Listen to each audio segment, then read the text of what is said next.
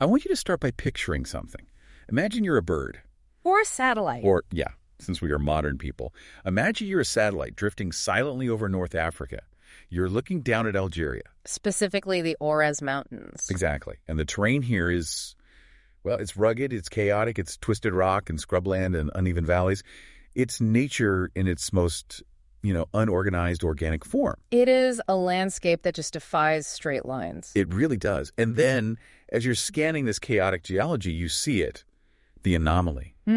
Stamped right into the middle of the wilderness like a perfect geometric scar is a checkerboard. And I don't mean roughly square. No, not at all. I mean a geometry so precise it looks like a microchip printed onto a rock. Yeah. It honestly looks like a mistake in the landscape. It's a very striking image. And what you're describing is often called a ghost city, and for good reason. It was buried in the sands for centuries. Right. But to history, it's known as Timgad, or, if we want to use its full official imperial title, Marciana Triana Thamugadi.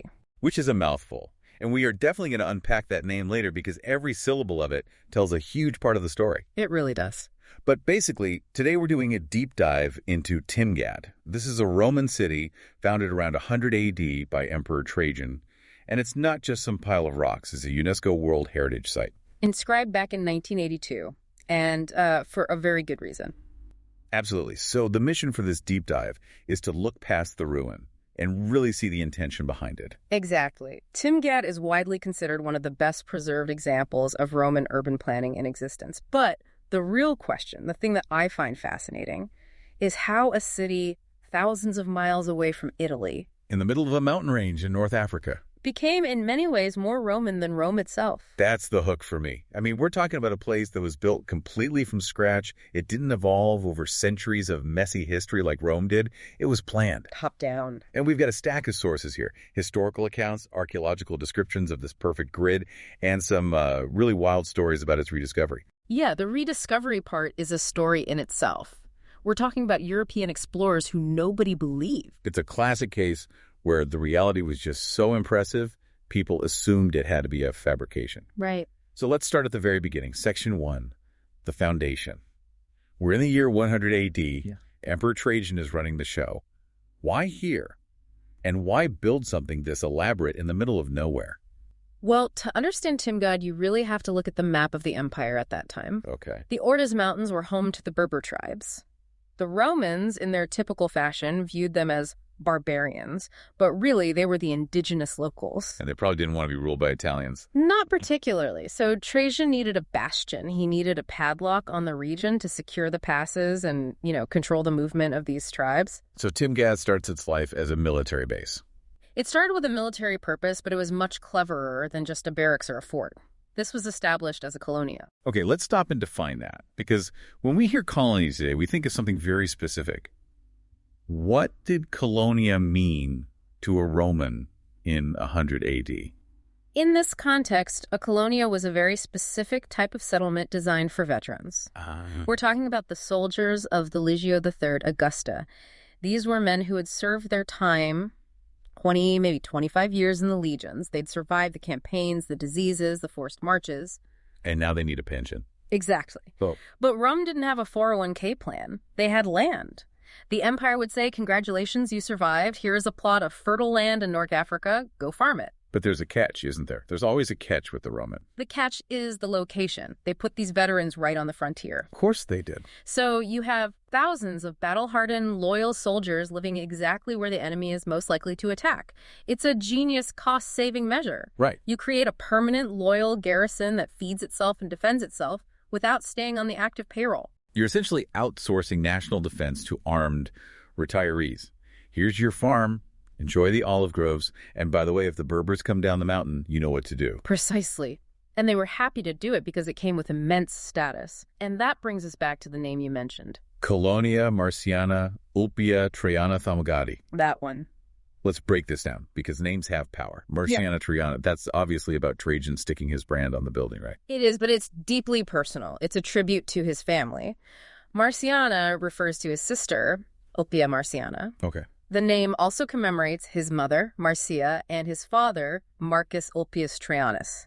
It's Trajan stamping his entire lineage onto the African landscape. It's a family memorial that doubles as a city. Like, welcome to Mom and Sisterville. Sort of. Yeah. But then there's the last part of the name, Timgad. Yeah, that doesn't sound Latin at all. That's because it isn't. And this is where it gets really interesting. Timgad has nothing Latin about it. So what is it? It's the Berber name for the site. It comes from Temgut, meaning peak or summit. So even in the name, you have this collision of worlds. Exactly. You have the Roman emperor's mom and sister, very imperial, very Latin. And then you have the local Berber description of the mountain peak just tacked on the end. It perfectly reflects the reality of the location. But here's the fascinating contradiction of Timgad, and this is crucial for you to grasp. Okay. Most of the residents, these veterans and their families, and certainly their children, had likely never seen the city of Rome. Right. Rome was basically an abstract concept to them, a story they heard. Yes. And yet, because they were on the edge, the city invested heavily in Roman culture and identity. It's what sociologists might call the Little Rome complex. I see. They were trying to be more Roman than the Romans because they were on the edge of the map. They needed to prove they belonged to the club. It's like when you meet someone from your home country while you're traveling abroad, and suddenly you're both performing your nationality way harder than you would at home. That's a great analogy. Timgad was performing Romanness. And nothing proves you belong to the Roman club quite like the way you build your streets. Which leads us to the urban planning. Exactly. Section 2. The perfect grid. This is the thing Timgad is famous for. If you look at photos of the ruins, or that satellite view we imagined, it really does look like a chessboard. It's the gold standard for the Roman grid plan, what we technically call an orthogonal design. Right.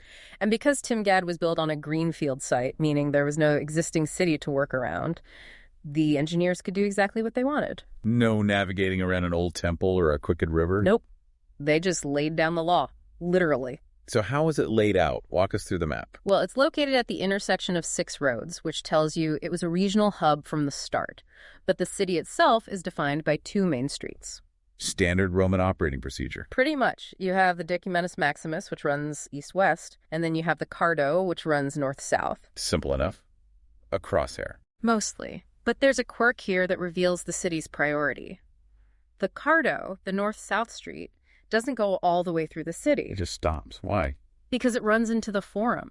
The intersection of the Decumanus and the Cardo isn't a traffic jam, it's the civic heart of the town. The road literally ends at politics and shopping. Exactly. It emphasizes the importance of public life over, through traffic. It forces you to stop and engage. I love that. But the outline mentions they had some growth problems. Yeah, success can be a problem for urban planners. The city was originally designed for a population of about 15,000 people. A respectable size for an outpost. A very respectable size.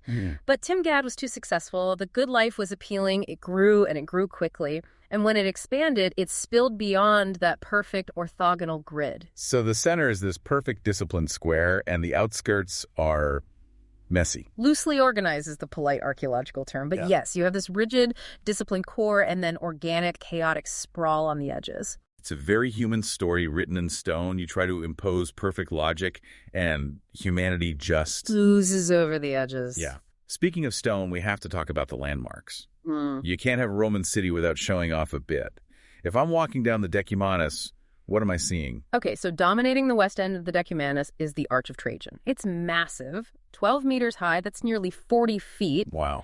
It's made of sandstone, built in the Corinthian style, with 3 arches. The central one is about 11 feet wide. And this is strictly a victory lap, right? A triumphal arch. Oh, it's a statement of authority. Yeah. You enter the city, you pass under the power of the emperor. It's also known simply as the Timgad Arch.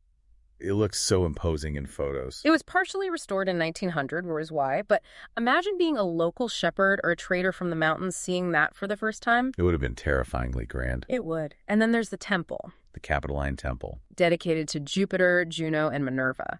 And if you want to understand the ambition of Timgad, look at this temple. Its dimensions are approximately the same as the Pantheon in Rome. Wait. The Pantheon. That huge dome in Rome. They built something that size in the mountains of Algeria. In terms of the footprint and the overall scale, yes. It signals that the gods of Rome are just as powerful here as they are in Italy. That is a serious flex. We might be in the desert, but Jupiter still lives here. And if Jupiter lives here, the people need to live well too. Which brings us to section 3. High culture in the mountains. Or, as I like to call it, keeping the veterans happy. That's a good way to put it. Because you can't just give people a farm and tell them to fight off Berbers. You need to give them a reason to stay. You need amenities. The good life was a major export of the empire. They provided amenities that made being Roman desirable. For example, Timgad has a 3,500-seat theater. Let's do the math on that. If the city was designed for 15,000 people. And the theater holds 3,500. That's a quarter of the population could fit in the theater at once. It's significant. It implies that entertainment was a central pillar of the community. And the condition is remarkable. I heard it's still used today. It is. It's so well preserved that it is still used for contemporary productions. You can go to Algeria, sit on the same stone benches a Roman veteran sat on 1,900 years ago, and watch a show. That is mind-blowing. Just the continuity of human leisure. And of course, you can't be Roman without being clean. Correct. They have found 4 different thermae or bath complexes. 4 of them. Bathing wasn't just hygiene for them, it was social. It was where business was done, gossip was exchanged. It was the coffee shop, the gym, and the boardroom all rolled into one. But here's where it gets really interesting for me. We've got the theater, we've got the baths, the temple. Those are, standard. But there's one building that really proves how sophisticated this place was. The library. The library. The library is crucial. It completely changes our perception of Timgad from just a military outpost to a center of intellect. And we know who paid for it, right? Right. We actually have the receipt. We do, effectively. It was a gift to the Roman people by a man named Julius Quintianus Flavius Rogatianus. That is a name. A very Roman name. And we know the cost. 400,000 sesterces. I love that we know the exact price tag. Here's your library. Keep the change. But let's contextualize that number. Is 400,000 sesterces a lot? It's a fortune, an absolute fortune. To give you some context, a regular legionary soldier might earn about 1,200 sesterces a year. Okay, so this library cost? The equivalent of over 300 years of a soldier's wages. And he spent that kind of money on books in a town of retired soldiers. Scrolls, technically. Good. But yes, the dating is a bit tricky because we don't know much else about this Rogatianus fellow. But based on the archaeological evidence, scholars suggest it dates from the late 3rd or possibly the 4th century. Can you walk us through what it looked like? Because I'm picturing shelves of books, but obviously that's not right for the time. Imagine a U-shaped colonnaded portico. It would surround 3 sides of an open court. You'd walk through that into the main library itself. And that was a large semicircular room, flanked by 2 rectangular side rooms. So you'd walk through the columns into this grand semicircle. The large vaulted hall would have been the reading room, the stack room, and maybe a lecture hall all in one. The walls had oblong alcoves built into them. Like little nooks. Yes, and inside those alcoves there would have been wooden shelves. We know this because the design is very similar to the famous Library of Celsus at Ephesus. Oh, okay. And these shelves would have had sides, backs, and doors. So they were like cabinets for scrolls. Exactly. And it's possible there were freestanding bookcases in the center of the room, maybe a reading desk. It wasn't huge. It wasn't the Library of Alexandria, but it was functional. How many scrolls are we talking about? The estimates suggest it could have accommodated about 3,000 scrolls. That's a lot of reading material for a town of retired soldiers. And that is the point. The expert view is that finding a fully developed library system here indicates a very, very high standard of learning and culture in this remote outpost. It wasn't a rough and tumble frontier town where people just drank wine and fought. Not at all. These were people who valued literature, philosophy, and history. It shows that the Roman dream included education. It really paints a different picture of the Roman frontier. It challenges that whole stereotype of the grunt soldier. But, as with all ancient cities, nothing lasts forever. No, it doesn't. And that takes us to Section 4, the rise, the fall, and the religion. Right. Timgad's history really mirrors the history of the empire itself. It started as a pagan city, hence the massive temple to Jupiter, but by the 3rd century, it became a center of Christian activity. And not just any Christianity. This was a hotbed for the Donatists, right? It was. In the 4th century, Timgad was a major Donatist center. This was a schismatic Christian sect in North Africa. They were hardliners, purists. Okay. And Timgad actually had a famous bishop named Optat, who was the spokesman for the Donatist movement. So they were deep into the heavy theological debates of the time. They weren't isolated from the intellectual currents of the world. Not in the slightest. But while they were arguing theology, the geopolitical situation was Well, it was deteriorating. The waves of destruction started coming in. First came the Vandals in the 5th century. They swept across North Africa and sacked the city. Timgad fell into decline. But that wasn't the end. Not the final blow. That came at the end of the 5th century. Who was it? The local Berber tribes from the Ours Mountains, the very people the city was built to guard against, eventually came down and destroyed it. There's a heavy irony there.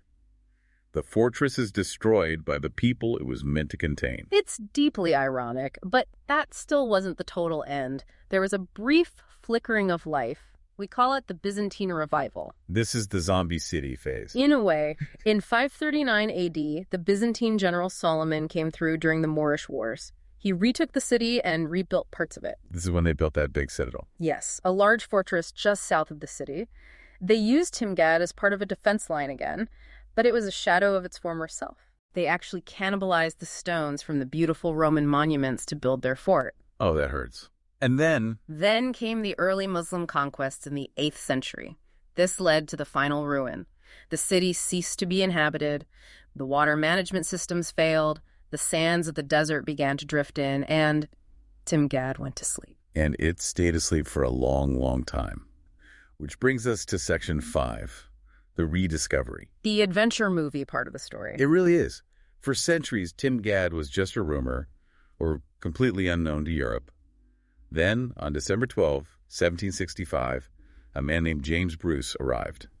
James Bruce, the Scottish explorer. Right. He was likely the first European to visit the site in centuries, and he saw the ruins and described it as a small town but full of elegant buildings. He knew he found something special. He did. He sketched it, he took notes, and in 1790 he published his book, Travels to Discover the Source of the Nile. He included his description of Timgad in it. And the British public went wild, right? They threw him a parade. Quite the opposite. They didn't believe him. What? They didn't believe him? Why? It sounded too fantastic. A perfectly preserved Roman city with a theater and a library in the middle of the Algerian mountains.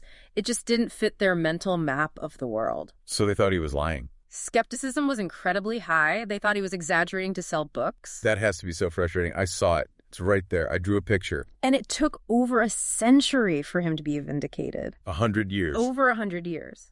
In 1875, Robert Lambert Playfair, who was Britain's consul in Algiers, decided to follow in Bruce's footsteps. He visited the site. And he confirmed everything. He described hills covered with countless numbers of the most interesting megalithic remains. Megalithic. That's a good word. It implies massive stone structures. Playfair's account, published in his book Travels in the Footsteps of Bruce, finally settled the debate. Bruce wasn't a liar. He was just ahead of his time. He was, and then the French stepped in. Yeah, Algeria was under French colonial control by then. In 1881, they took control of the site and began systematic excavations that lasted all the way until 1960. They're the ones who cleared the sand and revealed the checkerboard we see today. It's amazing to think that for 100 years, Bruce was just that guy telling crazy stories at the pub that no one believed. And yet he was right. So let's bring this all together. We've got a city built for veterans, designed like a mathematical proof. Packed with high-end amenities. Lost to war and time, and then found by a Scotsman. It is a remarkable arc. Yeah. And Timgad serves as this physical reminder of how the Roman Empire operated. They didn't just conquer land, they tried to export a lifestyle. They wanted to create Romans out of thin air. Or in this case, out of sand. The grid plan is the enduring legacy. It's that idea that you can impose order on chaos. It is, but I think the library is the most telling detail. How so? Think about it. This was a military outpost. Its primary purpose was defense. It was a place of weapons and walls. And yet, someone spent 400,000 sesterces to build a library for 3,000 scrolls. That is a lot of money. It raises a provocative question for us today, doesn't it? What does it say about a society when, even in the midst of defense strategies and wars, they prioritize spending a fortune on books and learning? That's a great point. They weren't just surviving, they were trying to be civilized. Exactly. They believe that if you don't have the library, what exactly are you defending? Well, next time you see a checkerboard, maybe think of Timgad. A little piece of Rome sleeping in the mountains, reminding us that humans have always tried to draw straight lines in a crooked world. It's definitely worth a thought. That's all for this deep dive. Thanks for listening.